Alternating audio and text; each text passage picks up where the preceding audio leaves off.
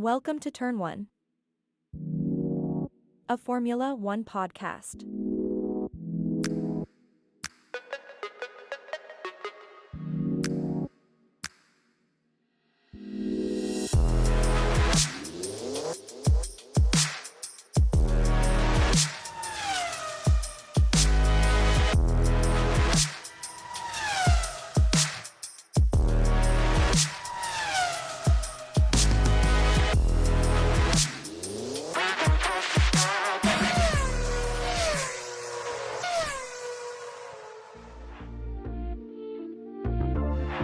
Now entering the grid.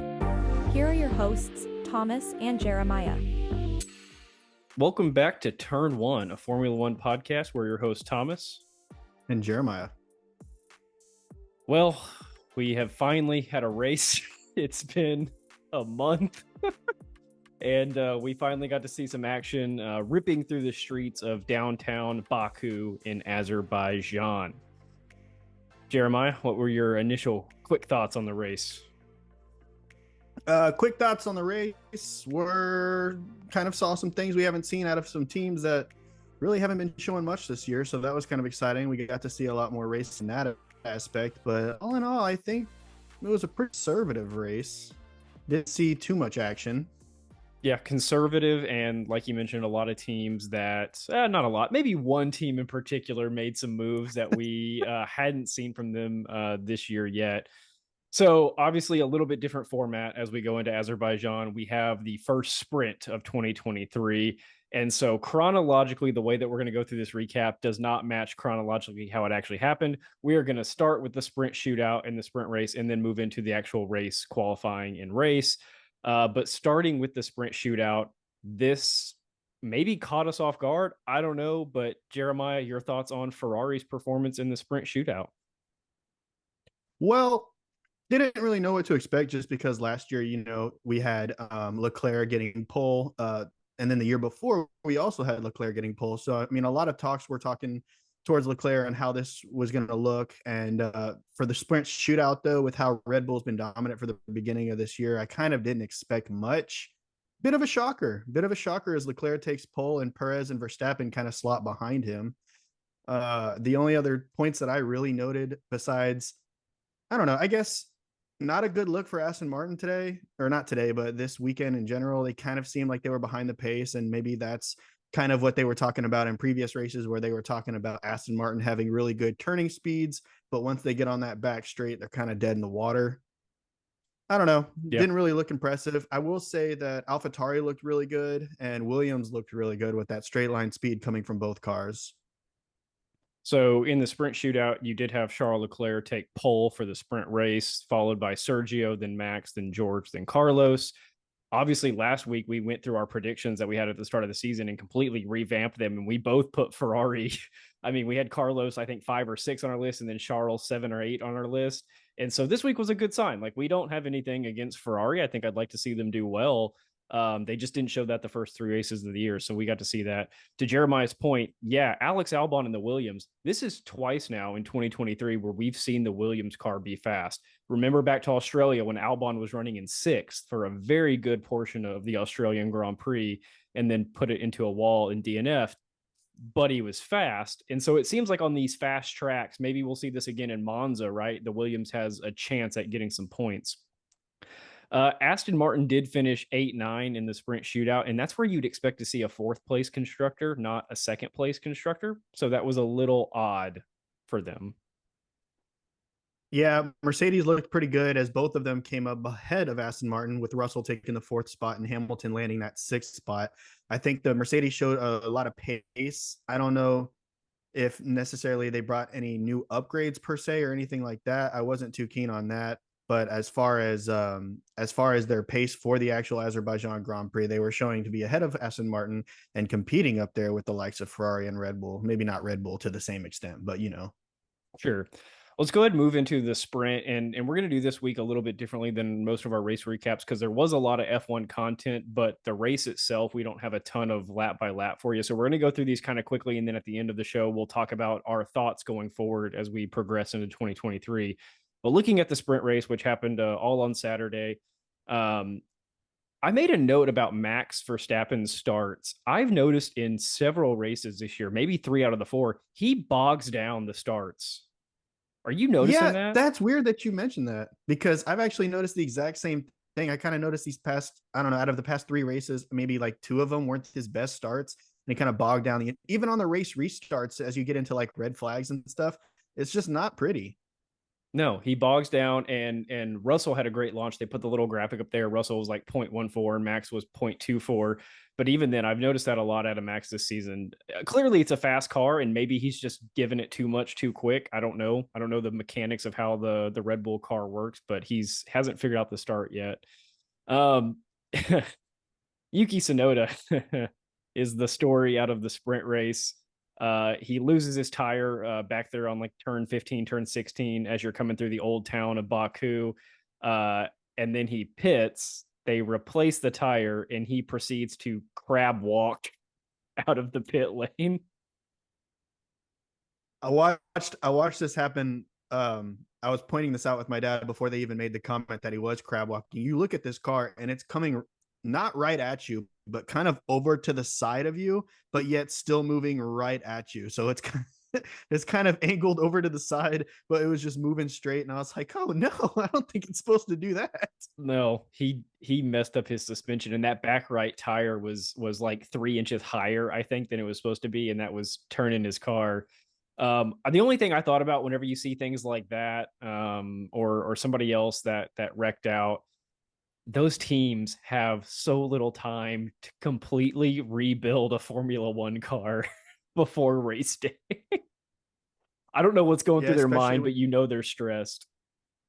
Yeah, especially with like this format for this weekend where you had the sprint race and the sprint shootout and qualifying and only one practice session. It seemed like in the sprint shootout you had, if anybody were to wreck, like say Nick DeVries, or they were just completely out, like they had no chance in the actual sprint shootout at all, because there's no way that in the time between the qualifying session and in the same day the race that we're going to rebuild this car. I think it was actually Logan Sargent, not Nick DeVries, but Logan Sargent's the one who wrecked it out, couldn't bring it back, and they couldn't get it fixed for the actual sprint shootout.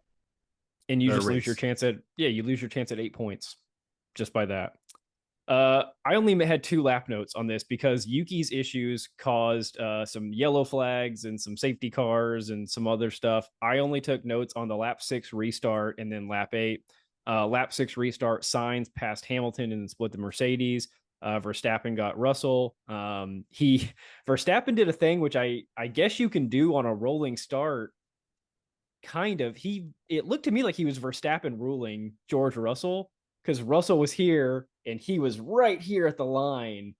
And I didn't think you could do that, but I guess you can. I don't know. I thought you had to be clearly behind the car in front of you. No, the man knew what he was doing the whole time. Let's be honest. Yeah, and it worked. He got the pass going into turn 1.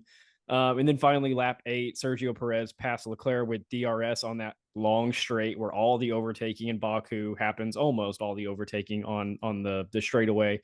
And then they radioed into Max whenever he got past somebody else. Nicely done, Max, and without contact. And Max said, yeah, because I know how to do that. Just a little jab at George Russell. Just, yeah, you have the sprint race where, what is it, like, I think it was turn 2. George Russell kind of takes the turn a little bit too wide, slaps the side of Max. Max has to tap the wall because of that. But then, you know what? I'm going to save this last part for after the race. Go ahead and finish the rest of it. That was all the action I had. The sprint race ended after 17 laps, which, I mean, only half of those were racing laps due to Yuki. So you had Sergio, Charles, Max, George, Carlos,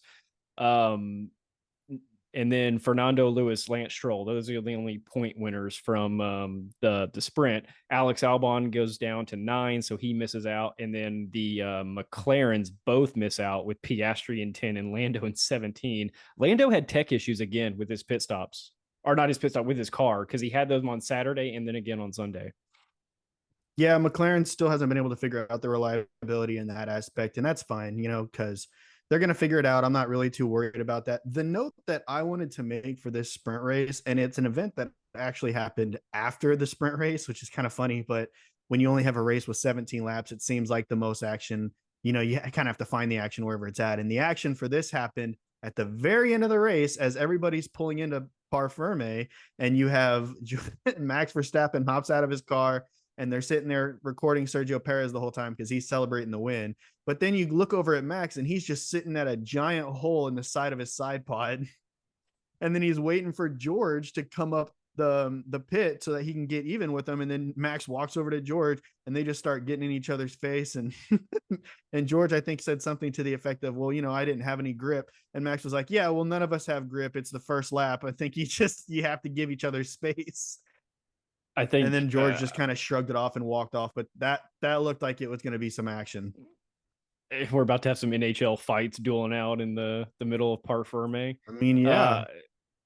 I think Max really thought he could have won that because, again, the Red Bull is the most powerful car on the grid, and Baku is a power track, and he didn't get a chance to show that because he was slapped into the wall on the restart. Okay, so that was it for the sprint. You had the 8 points, 1 through 8 getting points there. We will talk more about the weekend structure after the Grand Prix recap, which we will get into now. Jeremiah, can you take us through qualifying for the Azerbaijan Grand Prix, which actually happened on Friday? Yeah, not a good look. I don't know how I felt about this because they had one practice session to kind of get the car put to where they wanted it to be. They kind of had one practice session to figure out what was the fastest way to set everything up so that you could have the best optimal points for the actual race itself. So the qualifying kind of looked messy, I would say. You had multiple teams that kind of seems like they were running loadouts that they just weren't really wanting per se, just because they figured out more as the weekend went on. But I mean, you have Charles taking pole. That was the one that was the big kicker because he had taken pole the 2 years prior to that. So this was number 3. And we talked about how he got pole in the shootout. So I guess you can call this 3.5. But that qualifying session with Ferrari being completely off the pace for the entirety of the year, for him to put it on pole, wow. I was shocked. And Carlos following not far behind him as he rounds out the Red Bulls coming in 4th. That was pretty sweet. As far as the rest of the grid, you have Lewis Hamilton kind of taking 5th, Fernando Alonso taking 6th, as he's not able to get past those Mercedes or the Ferrari. This is where things get a little wild. So you have Lando Norris with a 7th place in the actual qualifying. So that was a great start for Sunday. Yuki Tsunoda taking 8th place in that AlphaTauri for qualifying, making him look really good for the actual race on Sunday. Rounding that out, Lance Stroll falls down to 9th, which I guess, when we look at past races, you've seen Fernando Alonso being not just one spot above Lance, but a couple. So it kind of makes sense that he fell this far back. But rounding out the 10th place spot, Oscar Piastri. So you have both McLarens taking that top 10 for the race on Sunday. And George Russell, I'm going to throw him in, even though he's out of the top 10, but he fell to 11th. Big shocker.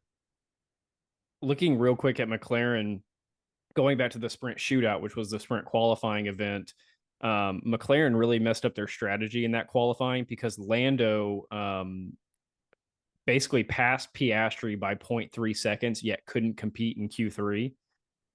And so essentially they were locked into 10th and 11th with no chance of improving. But I was really glad to see that the day before they had it figured out in the actual qualifying. But McLaren still has a lot, I think, to figure out, both tech-wise, reliability-wise, and strategy-wise.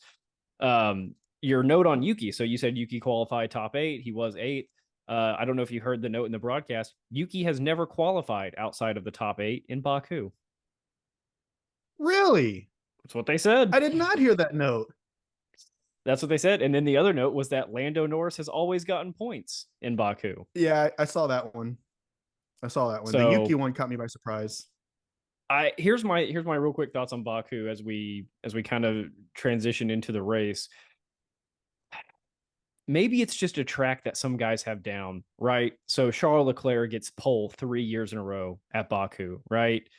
And Carlos Sainz was about where you would expect him to be in any other race in this year, in the 4th spot. He's been hovering between 4 and 6. So I'm wondering if guys like Charles and Yuki just have it down, and Sergio even, because Sergio has won Baku before, and we know Sergio's really good at city circuits. Is Baku just a unique one-time event on the F1 calendar that throw out the standings, throw out who's done what throughout the season. A couple of guys are just going to do really well here.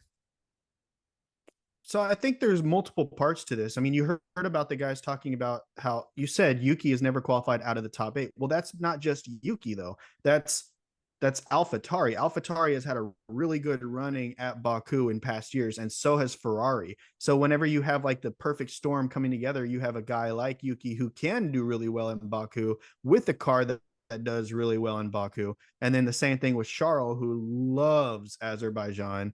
And then the Ferrari had really great pace for this actual race. So when you put all of that together, you kind of get the results that you see.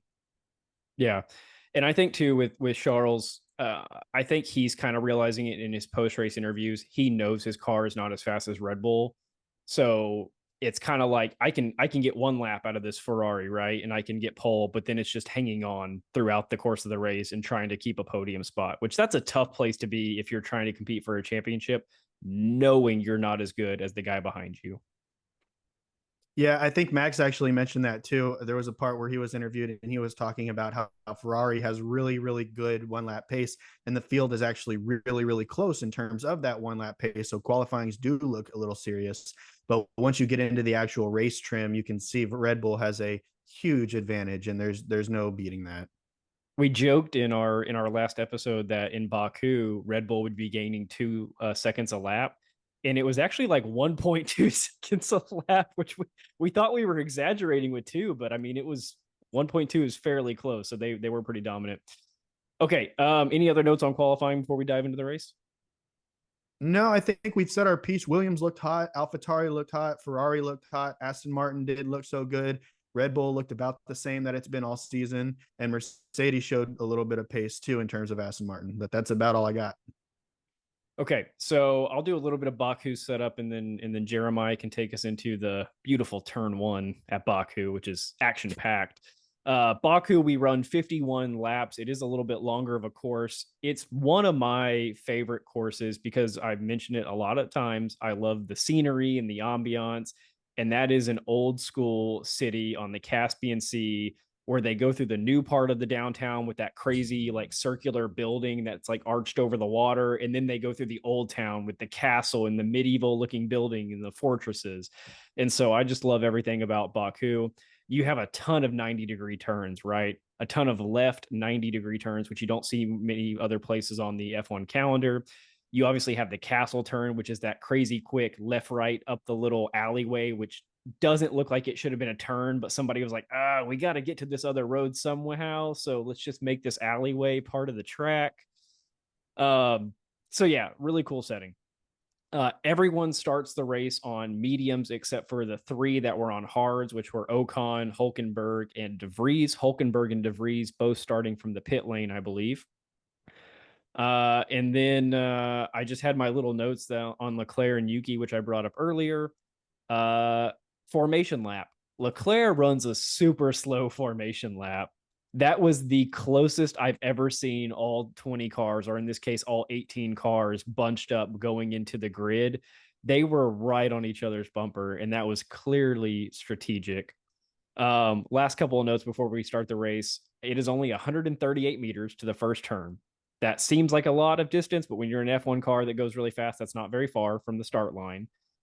And then obviously turn 1 is going to be your best overtaking place because that is the big straight lead up to turn 1. It's 2 point something kilometers, right? 2.6 kilometers or something like that.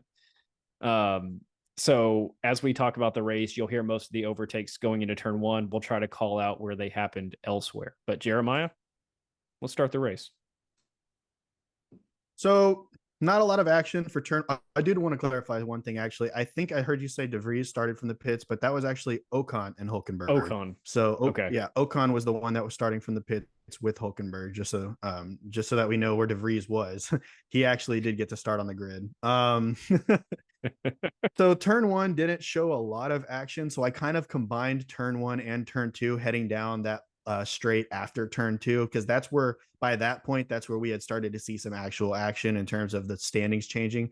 So the top 5, actually the top 6 actually stay the exact same. So you have Leclerc, Verstappen, Perez, Sainz, Hamilton, and Alonso. And after this is where we start to see some different changes, because after that, from the grid, it goes Norris, Tsunoda, Stroll, but Stroll actually jumps both of them and takes that 7th spot. So going into that straight after turn 2, he's now in 7th spot right behind Alonso, and they start to work together at that point.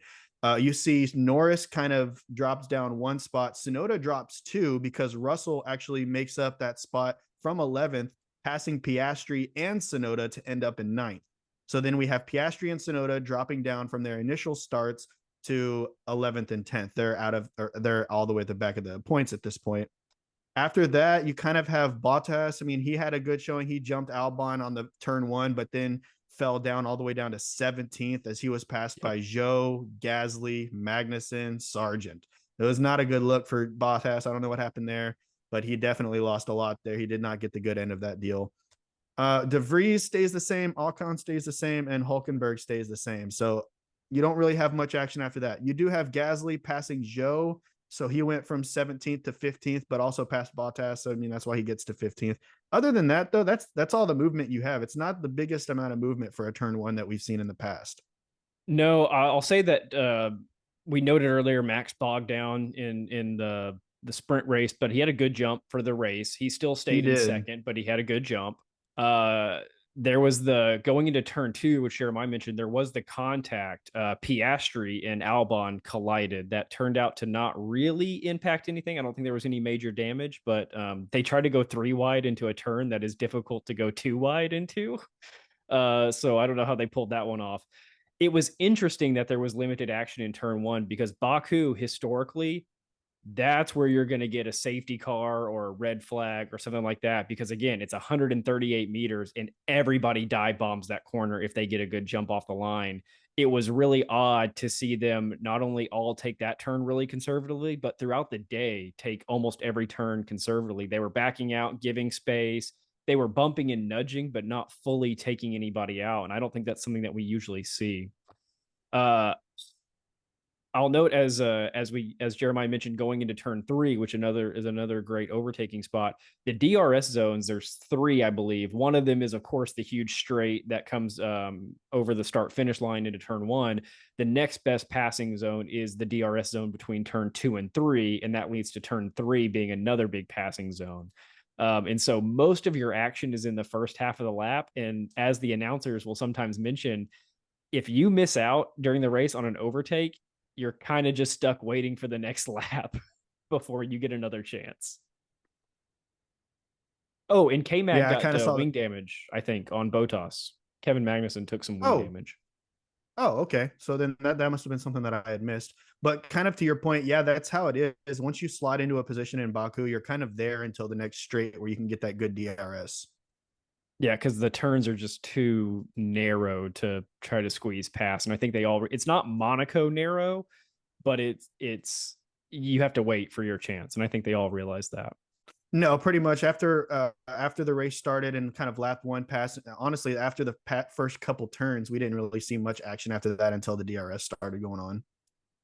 Yeah. So lap 3, I noted that they turned on DRS, obviously, and I just put I didn't notate that they turned on DRS. I just said the Red Bulls have DRS because they were the 2 and 3 spot going for Leclerc and 1. A lot of the passes on the home straightaway are going from one lap into another because that's where the start finish line is. So lap 3 into lap 4 is where Max gets his DRS for the first time on Leclerc on the long straight. And he easily passes Leclerc into the start of lap 4. He just blew by him. Nothing Leclerc could do. No. I think the question is throughout lap 4 that I took a note on is, can Max get out of DRS? And as I was typing this, I was putting, can Max get out of DRS range before the straightaway for lap 5? And literally at turn 15, which is in part of the Old Town section, Max was already over a second. And it was like 4 turns after he had passed Leclerc, and there was no question that Leclerc wasn't getting DRS. Yeah, anytime throughout this entire weekend, anytime that we saw a Red Bull pass any car, realistically, it was only a Ferrari because that's the only action that Red Bull had this week. But anytime that the Red Bull passed the Ferrari, it was kind of a no looking back kind of moment. It was game over at that point. Yeah, and then Sergio, even at the end of lap 4, was very close to getting Leclerc. He did get him later on in lap 6, but I don't have any notes for lap 5. Lap 6 is where you start seeing, where you start not seeing Stroll attack Fernando Alonso. Aston Martin had a really good day for teamwork. I've got 2 specific notes on their teamwork throughout the day, but it started in lap 6 where Stroll comes on the radio and says, "Hey, tell Fernando I'm not attacking him. We both have this awesome DRS train going right now. Let's ride this up the pack and try to attack the Mercedes." Yeah, and then you had that awesome moment where Fernando comes on the mic, and I believe this is what you were going to touch on next. And Fernando comes on the mic and he goes, "I'm watching Lewis Hamilton's tires. They're looking like they're going to go. Let's sit here and ride it out. Let's let him wear his tires, thinking that we're going to attack him, and then we'll attack." And have and I know that he was wanting Lance Stroll to just follow him right on through. That way they could get the double overtake. It happened again in lap 18 with their teamwork, where Alonso came on the radio and said, "Hey, tell Stroll to do his brake balance like this because that'll get him going faster." Like, what? When does Fernando help a teammate? Yeah, Fernando Alonso was definitely doing his big brother move and trying to make sure that Stroll had every opportunity to fight for some points today. One of the weirdest things about Baku is it was a track that was going to run medium hards for the day. It's one of the few tracks where we don't see the softs broken out. And that's a really weird setup if you start on the mediums, because you only run like 7 to 16 laps on those medium tires, and then you're running 40 something laps on the hard. So it's different than almost every other race on the calendar. Bottas and Gasly both pit on lap 7, and that started raising questions with the broadcast crew about the life of the medium tires. For Bottas and Gasly, that didn't really seem to matter. Everybody else carried their tires into the teens, at least until we had the safety car issues come up. I will say, did you see how long Nico Hulkenberg took those his initial set of hards? Um, I don't know why you're bringing it up so early, but he took those all the way to the end, and Yeah. so did Ocon. The reason I bring it up now is because that's why every team wanted to switch to the hards, because that's what the hards Yeah. can do in Baku. It's basically like, hey, let me burn these mediums out as quick as possible so I can go switch to the hards and go through the remainder of this race and not have to worry about it again. Lap 8, Sergio has the fastest lap in second place. Max Verstappen clips a wall at turn 4, and I think that's where we started to see Max lost his back end several times throughout the course of the day. They were calling it the Baku drift for Kevin Magnussen, but Max was seeing it almost every lap. He was sliding out on the rear on some turn somewhere.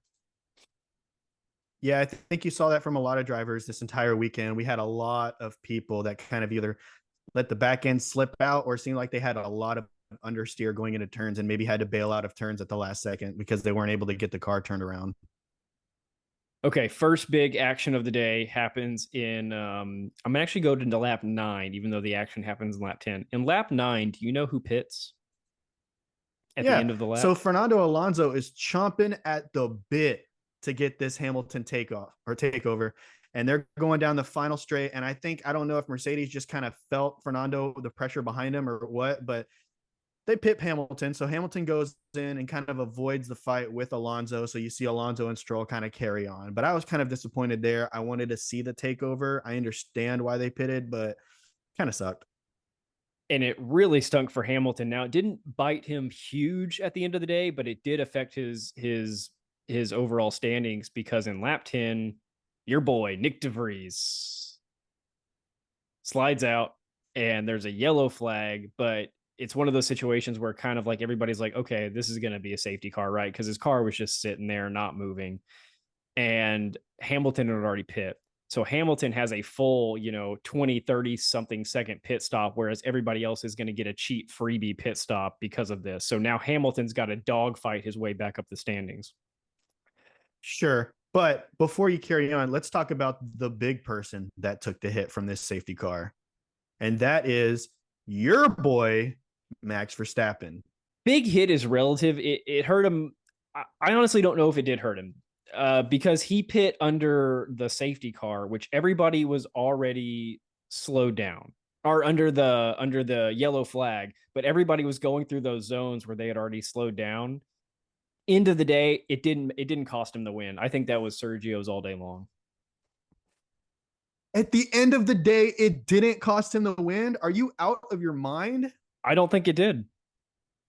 I think the The way fact that that it allowed Sergio to get like 4 places on him, and then as everybody else pit, he was able to make up some, but then he was had no struggling, chance he of was taking struggling with Perez his for the rest of the car. race.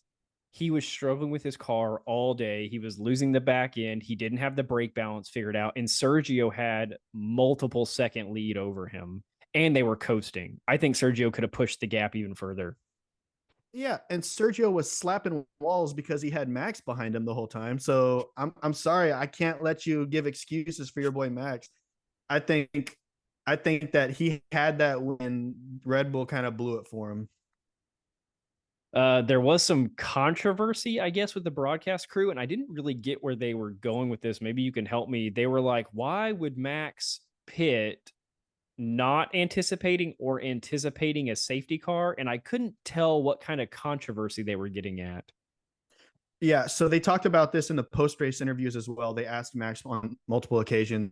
Basically, what the controversy was is that they saw De Vries kind of standing on the side of the road, or not standing out of his car, but his car stopped on the side of the road before the call was made to Max for him to pit. So the controversy was kind of, why did they continue to bring Max in and not tell him to bail out of the pit and go around one more time, when they could have very easily, like I said, they very easily could have just left him out and then had him fighting with Perez for the win. Instead, they bring him in, and then they get the yellow flag, and everybody pits. You have the safety car, and now Max is stuck back behind people that he had no business being behind.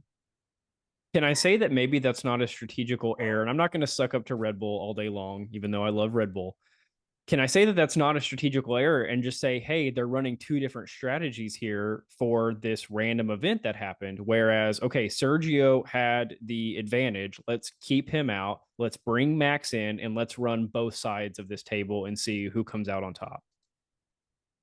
I would agree with that, except for the fact that Max also kind of didn't agree with the call as well. He was like, yeah, I'm not really sure what happened there. We'll have to go back with the team and look over everything and kind of see why the decision was made the way that it was. But it seemed like he didn't even agree with the call that his team was making. So that's why I don't know per se if they knew that it was going to be a safety car. Like, would they have done the same thing if Max was in the lead and Sergio was behind? Sure. I'd Yeah, imagine so. so But like I said, I think the problem is that they just didn't know that it was going to be a safety card, and so they called him in. Okay, so that was the action that we have. Everybody comes in, takes a pit stop. Well, almost everybody comes in and takes a pit stop. Nico Hulkenberg and Esteban Ocon, I think. So they do that. I did make the notes on what we just talked about, kind of who it helped, who it hurt. It definitely hurt Lewis Hamilton because he got no advantage from yellow flags or safety cars. Um, George Russell whips past Lance Stroll in the pit. Brilliant move. We haven't seen that in a while. Somebody making a pit lane pass. Right. We knew. So I don't know if everybody caught why he did it, but the reason why is because Lance was purposely slowing down. They had Fernando in the pits right in front of him, and they were going for the double stack.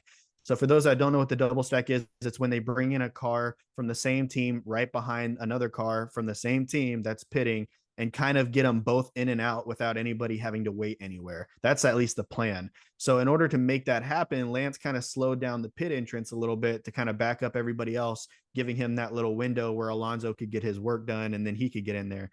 George Russell didn't like that.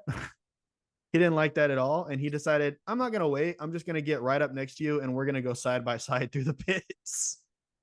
And it wasn't dangerous. I think he did it right. But the other thing the broadcasters mentioned was, thank goodness that the Mercedes garage was first, because otherwise Lance would have had to slam on the brakes to be able to turn into his pit lane, which he didn't have to do.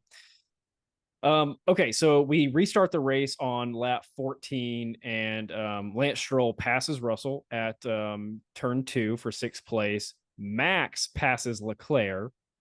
That was a pretty big move for the day because that kind of holds throughout the race. And then Alonso takes on and beats Carlos Sainz for 4th place at turn 6, a place where nobody passes. Yeah, they made that note as well. I heard the broadcasters talking about that. And I personally, as somebody who plays the game, so, obviously I'm not training multiple years in a row to try and get on the grid. And I know all the best moves to take, when, and where. But as somebody who plays the game and who has driven the actual track itself, that is not an overtaking place. That is nowhere near where you should be overtaking somebody. Because you don't have DRS into it, and it's not a very wide turn to be able to slam on the brakes and get a little bit of an advantage brake wise over somebody. So the fact that he kind of dive bombed it worked. Looking ahead at where is this lap? Oh, okay. Lance Stroll is so lucky to have finished the day and finished the day with points, because he slams into the same wall that Nick DeVries did, the exact same way, but his car hangs on. It doesn't break. Dude, and if you saw whenever they actually showed it on the camera, the replay, you can see a chunk of something on the tire going around in a circle with the tire. I was like, oh no, he's done. But I mean, he hit it the exact same way Nick did. It broke Nick's car. Luckily, the Aston Martin was maybe a little bit stronger in those components, so they hang on. So he got lucky there. Looking at lap 18, this is where we finally get to note that the Red Bulls are at least 1 second faster than every other car on track, if not more.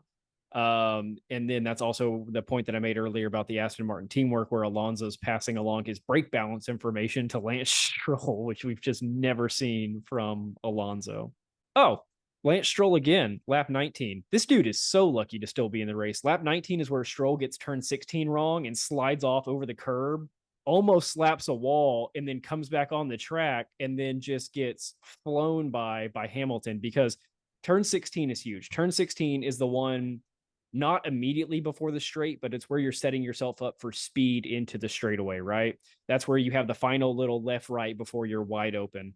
And if you get that turn wrong, you're now suddenly way behind in terms of pace that the guy behind you is coming with. And so Hamilton just flew past him, and he is so lucky he recovered the way that he did. Yeah, that's kind of what you were talking about earlier whenever we were mentioning that everybody pretty much had a bad day in terms of staying on track today. I mean, we had Russell at some point flies off. We had Lance Stroll slaps a wall. We have Lance Stroll slaps another wall. We have Nick DeVries slapping a wall. Alex Albon slapping a wall. We had Perez and Verstappen up at the front slapping walls. I mean, it was a messy day today. This is part of why I love F1 is the team radios and kind of the terminology that they mention. Lap 22, Carlos Sainz is happy with the tires, and he is told by the team to go hunting. I love it when they do that, because it sounds like a hunter who might have a hunting dog with him, and he's just chomping at the bit, barking at the very end of his chain, and maybe you're finally ready to let him loose and you just drop the chain and he takes off. I was like, oh, that was such a cool moment. Lap 25, they go to Gunther. He has a lot of little funny jokes for the broadcast team. Then he has to clarify that he's joking about who Hulkenberg is racing behind and why did he start from the pit. Also, quick note before we continue, the sheer volume of Taylor Swift jokes made this weekend in regards to Fernando Alonso by the broadcasters. He's got some blank space next to him. They just kept going. Genius. You might have something, but between laps 25 and laps 38, I took 0 notes. Well, there's a reason for that. Not really much happens. It's kind of one of those moments where everybody's kind of deciding how they want to finish their race, what kind of strategies they want to go to. And some people are already acting those out. So there's not really much to talk about because they're just in the middle of what they're going to try and do for the end of the race. Lap 30, I do have Verstappen talks about what you had mentioned earlier. That's where he has, they come on the air and they're like, hey, let us know if you have any problems out there. And he almost immediately cuts them off, comes back and says that he's got a problem with the balance between his diff and the engine braking. Now, for those not aware of what engine braking is, that's whenever the engine, like if you're going down a slope, like it's a very steep slope, you can't always just ride your brakes because they'll get really hot. So what they'll do is they'll tell you to shift to a lower gear and your RPM shoot up, but that way you're not able to really accelerate to the same effect, and therefore slowing your momentum down a little bit. So I didn't realize that F1 cars relied on engine braking. I didn't know that was a thing, but that was an interesting little tidbit I wanted to mention. Yeah, I don't think I was aware of that either. That's like what you hear with 18 wheelers. Yes, like the Jake brakes, yeah. When they're coming to a stop. I just want to hear a redneck F1 driver talking about Jake brakes. That's what I want to hear. Lap 38, Alonso asks how many laps are left. They tell him 14. He says perfect. He wants to go hunting now. Lap 41, Lewis Hamilton. Oh, go ahead. Hold on. I can't let you move past this because, like we just talked about with Carlos Sainz, that was one. Like, I got chills when he said that because he's sitting here hiding out behind him the whole entire time. Like, okay, I'm gonna watch my tires, and then the call comes, and he's like, "How much longer we got left?" And they're like, "Oh, you got about 12 laps," and he's like, "Let's do this." Oh, I got chills. Lap 41, Lewis Hamilton finally bringing the fight to a Ferrari, the Ferrari of Carlos Sainz. He is not able to get the pass, but he does get. And why is that? Go ahead, explain. And the fact that right there at lap 41, that's where Zhou Guan Yu retires. He gets that call, and it kind of, yeah. Actually, I'm not sure if that actually impeded the race where they slowed everybody down. I think that was just a call to bring in Zhou, so I could be wrong on that kind of transition I was trying to make there. I don't remember because they didn't make a huge deal about Zhou. Right. And so I think it leans more towards Ferrari just had a better day in Baku than Mercedes did. The fact that it took 41 laps for Lewis to make up the time that he lost pitting in lap 6. I mean, it's a different era for Mercedes racing. Let's see, lap 46, Lando Norris gets 10th, passes Hulkenberg.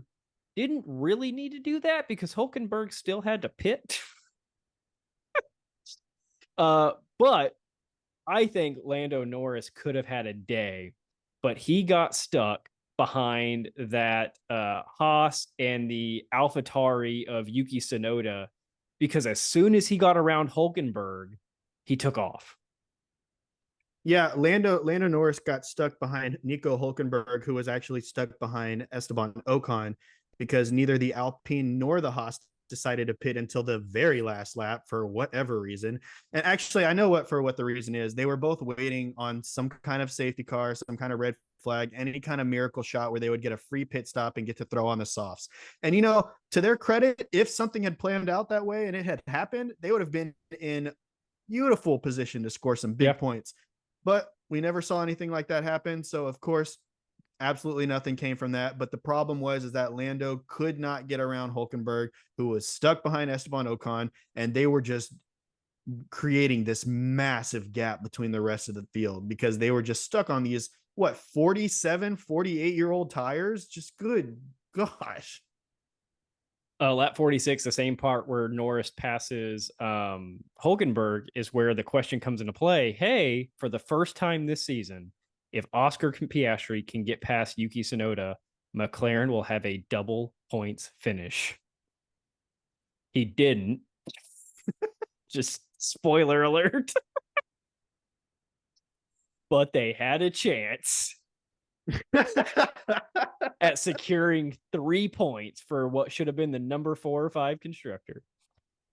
Lap 51, the last lap of the race. Everything's kind of holding as is with Perez, Verstappen, Leclerc, Alonso, Sainz, Hamilton, yada, yada. We almost had a modern day Formula One disaster. I was scared and the broadcasters were scared. I'm not going to encourage. I'm not going to encourage anybody to watch the 1977 South African Grand Prix, but we almost had a 1977 South African Grand Prix moment in the pit lane with like 50 media members standing in the pit lane as here comes Esteban Ocon doing a routine pit stop. The broadcasters were losing their mind, dude. As I was watching this happen live, they show, obviously the team knows that he's coming in and the announcers know that he's coming in. Nobody apparently in pit lane got the memo as the FIA, Ocon, because the FIA put up the Parc Ferme barriers. The race wasn't over. I didn't catch that part, actually. I'm glad that you caught that because I wasn't sure why that was caused. But yeah, horrifying as we see Esteban Ocon enter the pits and like 15, 20, 25, 30 people all make a mad dash at the last second to try and get out of the way of this Formula One car coming down the road. I am so glad that he had that's not a pit lane where you're coming around a turn. It's pretty straight and open, so you can see at least. And so he probably saw that a good bit out and was like, one, what is happening? And two, let me go a little bit slower here.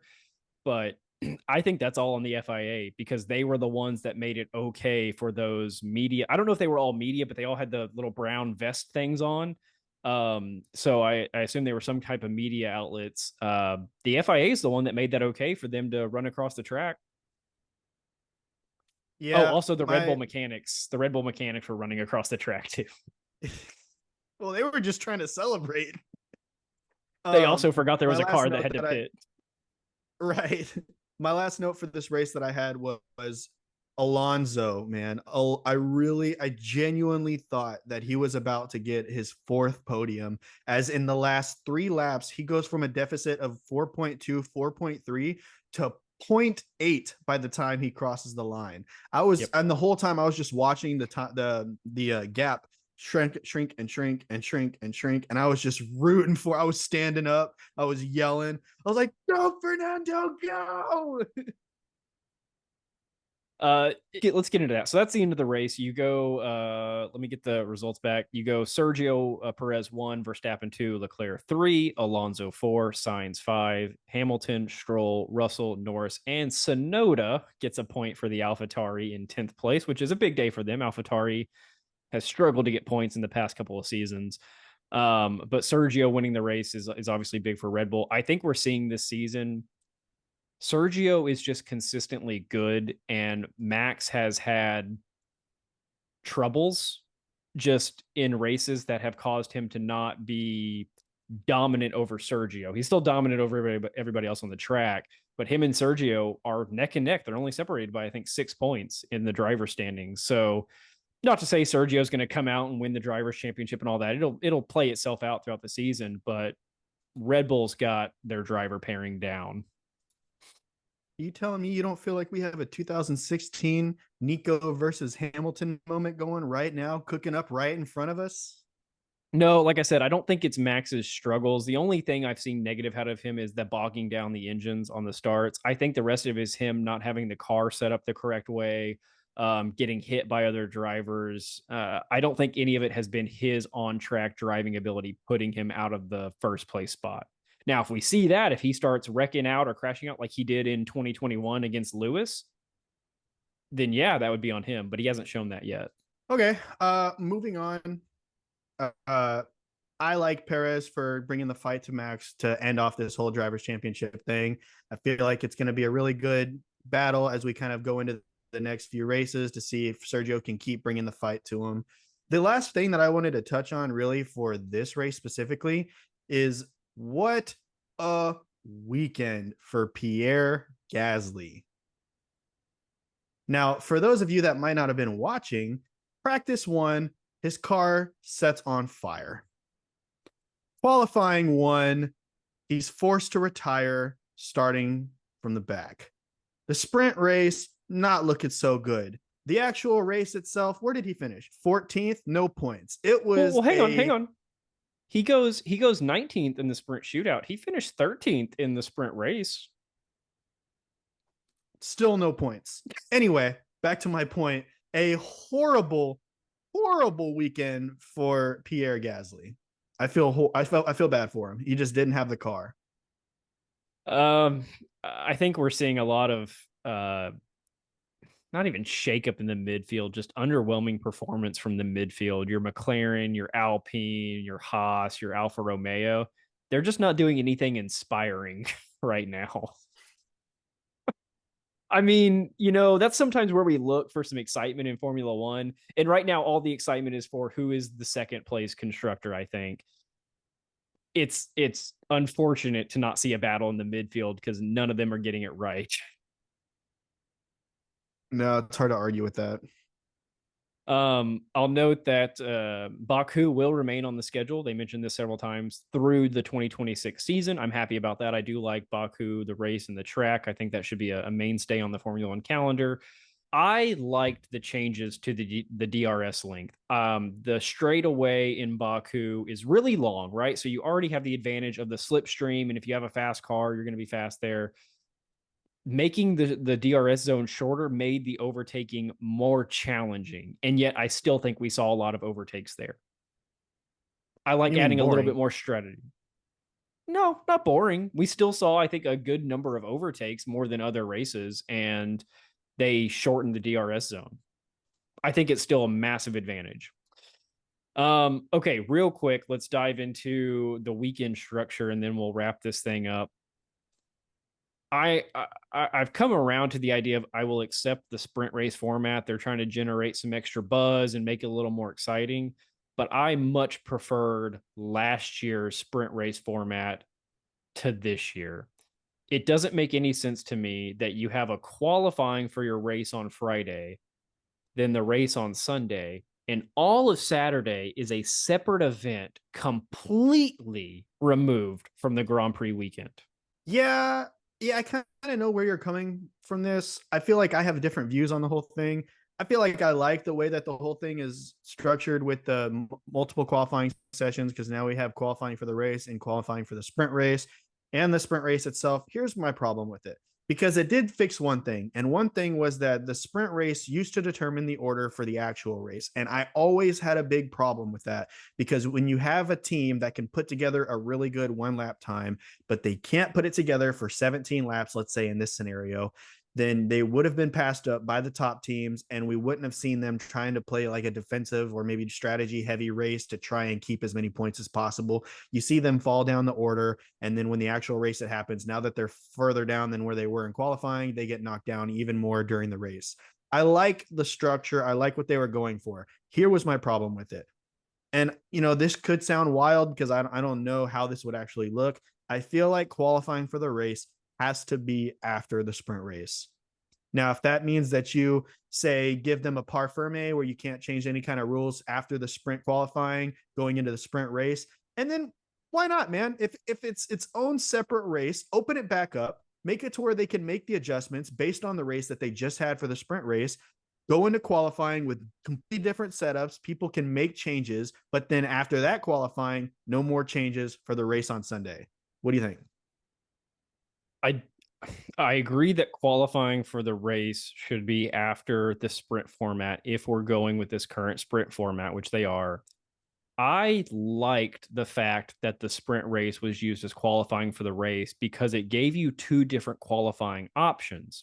If you have a car that dominates in a one hot lap setup, then you win every single time in a normal qualifying setups. But maybe you're a team that likes to fight or can dogfight or has strategy, or maybe just takes advantage of other teams missing out during a race setup. That's what the sprint race gave you. It gave you the opportunity to fight your way up from 10th to 6th if the people ahead of you crashed out or messed up or blew a tire or something like that, or you just ran 17 better laps than they did. I like the fact that for a couple of weekends of the year, some teams got to put a race together in order to determine their standings for the actual Grand Prix race. I just, to your point, if we're going to keep this current sprint format, which they will 5 more times this year. So what would your ideal weekend structure for these sprint races look like? FP1, sprint shootout, sprint, quali, race. So you're putting sprint race Saturday morning followed by quali for the race Saturday evening, or how are you doing that? You could do that, or you could do sprint shootout Friday morning, sprint Friday evening, just like they did this weekend where they did sprint shootout Saturday morning, sprint race Saturday afternoon. So when is practice? Friday. Or so you have 3 events on Friday. Hang on, I got to do my. No, you're right. Yeah, it's got to be sprint shootout Friday evening, sprint race Saturday morning, because you've got to squeeze in FP1. You can't have that on Thursday. Good point. Either way, the race is entirely after the sprint. If you're gonna make the sprint a separate event with separate points and separate qualifying, make it a separate event. Yeah, I think that's kind of where I fell. But we're going to get to see this 5 more times. I believe one of those is Coda in Austin is a sprint weekend. So that will be interesting. As we kind of wrap this up and look at the standings, Red Bull has a 93-point lead on everybody else. They also have 4 wins to everybody else's 0. So could this be a 22 race sweep by Red Bull? It's very possible. Aston Martin has an 11-point lead over Mercedes, and Mercedes has a 14-point lead over Ferrari. So again, the battle right now is clearly for second, and that is exciting. The fact that you have Aston Martin, Mercedes, and McLaren, not McLaren, Ferrari. McLaren's not in the mix. Sorry, they have 14 points. It'll be interesting as the season plays out. I would have said last week, and I did say last week, I think Aston Martin was a clear number 2. After this week, Lance Stroll isn't helping as much as he needs to. He needs to be getting 2 or 3 places higher for them to be a locked-in number 2. Yeah, I think this just wasn't a good race for Lance. I don't think he's very good around these tight circuited street circuits. And he had the DNF in Jeddah, and he placed 6th or 7th in the other 2 races in Bahrain and Australia. So he needs to be consistently, I think, getting 5th or 6th, not 7, 8, 9. And Fernando will always be in the top 5. So we'll see as the season plays out. But I liked it. I wish the middle of the race would have been a little more engaging. But we did get to see the surprise from Ferrari this weekend. We got to see the Red Bull dominance, and we get to see the number 2 constructor spot wide open. So not bad. Yeah, not bad at all. I'd like to look forward to Miami a little bit, if you don't mind. Sure. Miami, by far one of my favorite tracks for the actual track itself. All of the other BS that goes around it, the fake water with the yacht sitting on top of it, the football helmets, the 1960s football helmets. Yes, everything about it, theatrics wise, I hate. I can't stand one bit.